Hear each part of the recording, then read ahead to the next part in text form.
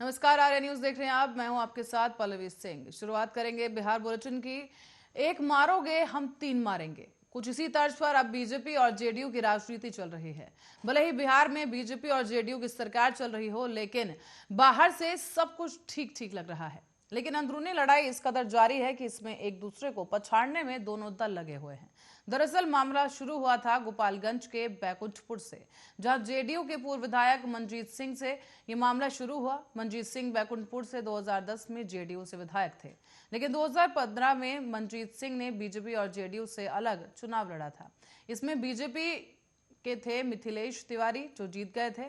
2020 के विधानसभा चुनाव में मनजीत सिंह को इसलिए सीट नहीं मिली क्योंकि वहां से बीजेपी के सिटिंग विधायक मिथिलेश तिवारी ने दावा ठोक दिया था। यहां पर यह सीट बीजेपी के पास आई और मिथिलेश तिवारी चुनाव लड़े। इधर मनजीत सिंह ने जेडीयू से पाला छड़ाते हुए निर्दलीय चुनाव लड़ा। परिणाम यह हुआ कि ना तो मनजीत सिंह जीते, ना ही मिथिलेश तिवारी। ये सीट आरजेडी के खाते में चली गई और जेडीयू ने अपने सभी नेताओं को मनजीत सिंह को मनाने में लगा दिया। अंततः मनजीत सिंह जेडीयू में वापस आ गए। अब बात ये बीजेपी को बर्दाश्त नहीं हुई। बीजेपी ने भी प्लान बनाया कि 2020 विधानसभा चुनाव में जिन जिन नेताओं को उन्होंने बाहर निकाला है उनको वापस बुलाएंगे। इसमें आधा दर्जन से ज्यादा नेता बीजेपी छोड़कर एलजेपी से चुनाव लड़ रहे थे।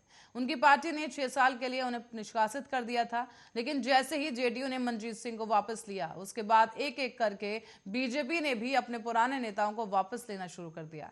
इसमें पहला नाम बीजेपी के प्रदेश उपाध्यक्ष रहे राजेंद्र सिंह का आता है। इसी तरह से बीजेपी के कद्दावर नेता रामेश्वर चौरसिया सियाराम से चुनाव लड़े। इसमें ना तो जेडीयू चुनाव जीत पाया और ना ही रामेश्वर चौरसिया चुनाव जीते, लेकिन इनको बीजेपी ने वापस ले लिया। तीसरे नंबर पर पार्टी की कद्दावर नेत्री उषा विद्यार्थी ने विक्रम से जाकर चुनाव लड़ा था।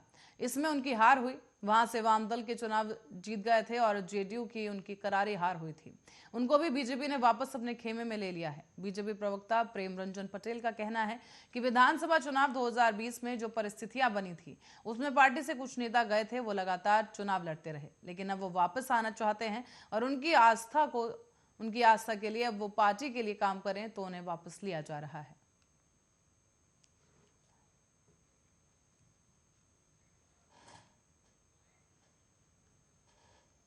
और राजद के राष्ट्रीय अध्यक्ष लालू प्रसाद ने पार्टी में सत्ता परिवर्तन पर हो रही चर्चाओं पर विराम लगा दिया है।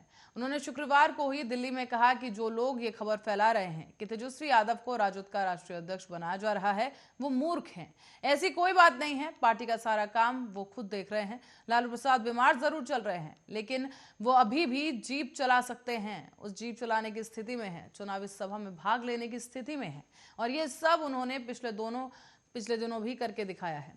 आपको बता दें, एक दिन पहले भी बड़े बेटे तेज प्रताप यादव ने कहा था कि लालू प्रसाद को ही राष्ट्रीय अध्यक्ष के पद पर रहना चाहिए। जानकारी के अनुसार 10 फरवरी को पटना के मौर्य होटल में राजद के राष्ट्रीय कार्य समिति की एक बैठक होनी है। इसी बीच राजनीतिक कार्यकर्ताओं के बीच ये चर्चा तेज होने लगी कि राजद का नया अध्यक्ष जो है चुनने की प्रक्रिया है और इसमें बैठक के दौरान वो प्रक्रिया शुरू हो जाएगी।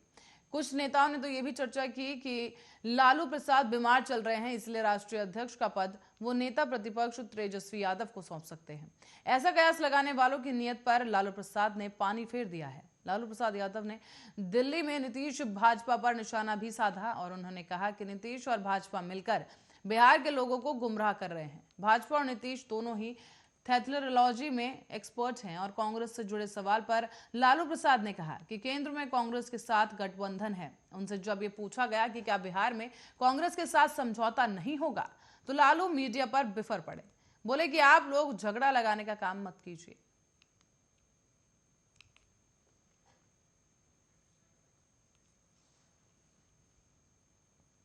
तो वहीं खाद को लेकर बिहार के किसान वितरण केंद्रों के बाहर लंबी कतारों में खड़े दिखाई दे रहे हैं।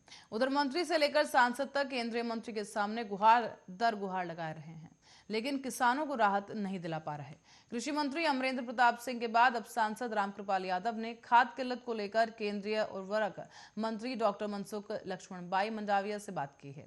बिहार में खाद की उपलब्धता नहीं होने की वजह से किसान हलकान है। साथ ही पाटलिपुत्रा के भाजपा सांसद रामकृपाल यादव ने इसे लेकर केंद्रीय स्वास्थ्य पर और परिवार कल्याण और रसायन और उर्वरक मंत्री डॉक्टर मनसुख लक्ष्मणबाई मंडाविया से मुलाकात की। उन्होंने केंद्रीय मंत्री से बिहार में जारी खाद्य संकट का समाधान जल्द करने की मांग की है। कुछ दिनों पहले ही राज्य के कृषि मंत्री अमरेंद्र प्रताप सिंह ने जल्द ही समस्याओं का समाधान होने का भरोसा भी दिलाया था, लेकिन अब तक ऐसा हो नहीं सका है। खाद की किल्लत बिहार में लगातार देखी जा रही है और यहाँ के किसानों को नवंबर और दिसंबर में खाद की सबसे ज्यादा जरूरत होती है। कृषि विभाग के आंकड़ों को देखें तो राज्य में इन 2 महीनों में करीब 41% खाद की कम आपूर्ति हुई है।